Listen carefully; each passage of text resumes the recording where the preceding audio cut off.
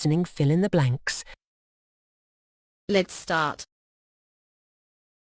Some wells are vast, open craters, with hundreds of steps paving each sloping side, often in tiers. Others are more elaborate, with long stepped passages leading to the water via several stories built from stone and supported by pillars. They also included pavilions that sheltered visitors from the relentless heat. But perhaps the most impressive features are the intricate decorative sculptures that embellish many step wells, showing activities from fighting and dancing to everyday acts such as women combing their hair and churning butter.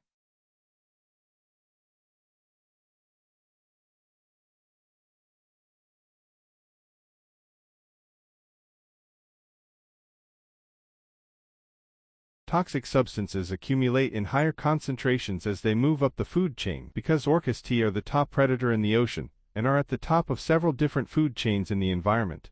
They tend to be more affected by pollutants than other sea creatures. Examinations of stranded killer whales have shown some extremely high levels of lead, mercury, and polychlorinated hydrocarbons. Abandoned marine toxic waste dumps, and present levels of industrial and human refuse pollution of the inland waters, probably presents the most serious threat to the continued existence of this orca population. Unfortunately, the total remedy to this huge problem would be broad societal changes on many fronts.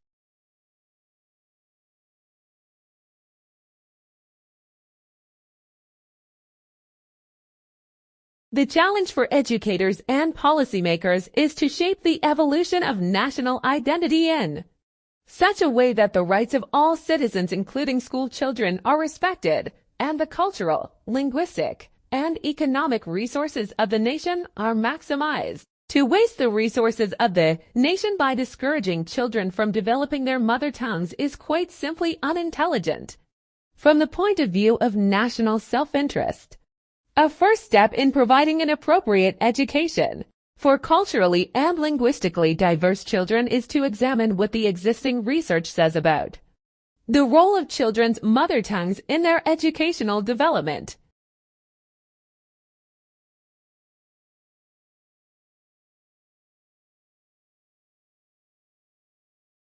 It baffles many people as to why they need to spend such vast amounts when there are perfectly acceptable state schools that don't cost a penny. One father gave his reasoning for sending his son to a private school: if my son gets a 5% better chance of going to university, then that may be the difference between success and failure.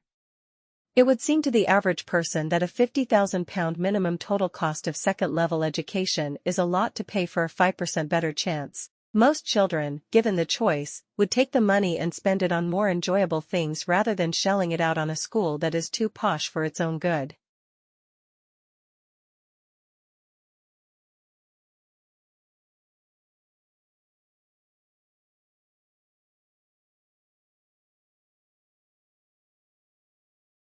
One of the things that your money buys, which is difficult to quantify, is the appearance of the school, the way it looks. Most private schools that you will find are set in beautiful, well-kept country houses, with extensive grounds and gardens. In comparison with the state schools, they tend to look like castles, with the worst of the state schools looking like public lavatories, perhaps even tiled or covered in graffiti. Many may even have an architectural design that is just about on the level of an industrial shed.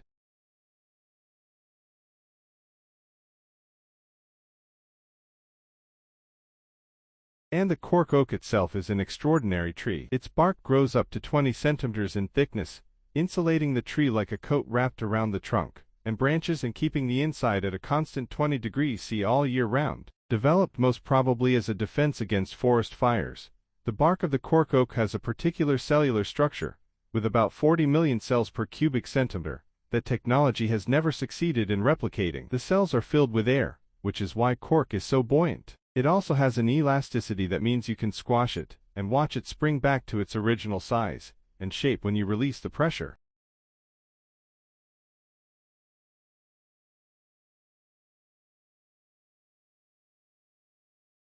All this had nothing to do with superiority or inferiority of biosystems, in any absolute sense. It has to do with environmental contrasts. Amerindians were accustomed to living in one particular kind of environment, Europeans and Africans in another. When the Old World peoples came to America, they brought with them all their plants, animals, and germs. creating a kind of environment to which they were already adapted, and so they increased in number. Amerindians had not adapted to European germs, and so initially their numbers plunged. That decline has reversed in our time as Amerindian populations have adapted to the Old World's environmental influence.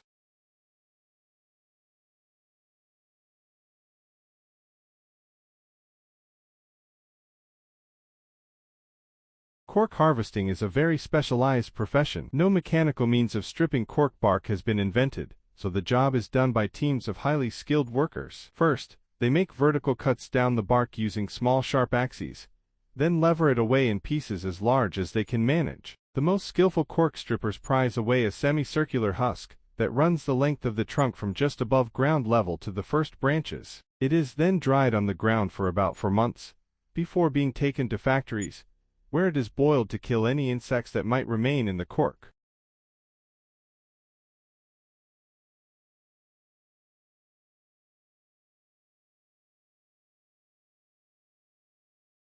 Martin Luther King was born on January 15, 1929, in Atlanta, Georgia. He was the son of the Reverend Martin Luther King, Sr., and Alberta Williams King. He had an older sister, Willie Christine King, and a younger brother, Alfred Daniel Williams King. Growing up in Atlanta, King attended Booker T. Washington High School.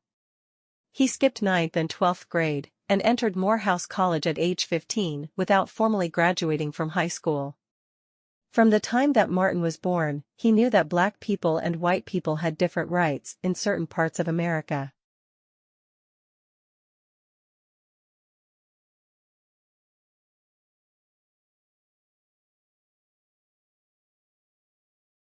Returning to the South to become pastor of a Baptist church in Montgomery, Alabama, King first achieved national renown when he helped mobilize the black boycott of the Montgomery bus system in 1955. This was organized after Rosa Parks, a black woman, refused to give up her seat on the bus to a white man in the segregated South. Black people could only sit at the back of the bus. The 382-day boycott led the bus company to change its regulations, and the Supreme Court declared such segregation unconstitutional.